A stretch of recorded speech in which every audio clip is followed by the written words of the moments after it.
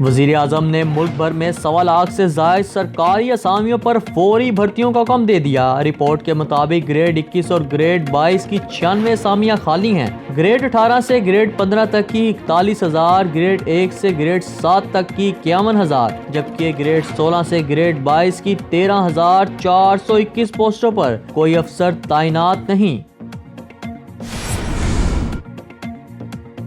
वज़ीर ख़ारजा कहते हैं कि हम अमरीका और ईरान के दरमियान सालसी का किरदार अदा नहीं कर रहे। शाह महमूद कुरैशी का कहना था कि हम दोनों ममालिक के दरमियान जारी कशीदगी में खात्मे की कोशिश कर रहे हैं। वज़ीर ख़ारजा ने कहा कि आलमी बरादरी कश्मीरियों को भारतीय जबर से निजात दिलाने के लिए किरदार अदा करे।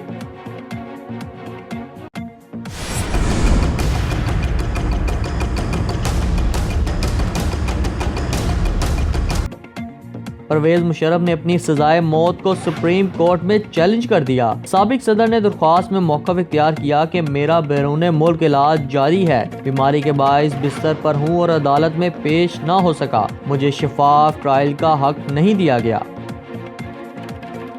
अगर आपने अभी तक हमारा चैनल सब्सक्राइब नहीं किया तो अभी सब्सक्राइब करें और बेल आइकॉन को क्लिक करके हमारी लेटेस्ट वीडियोस के बारे में अपडेट जानें।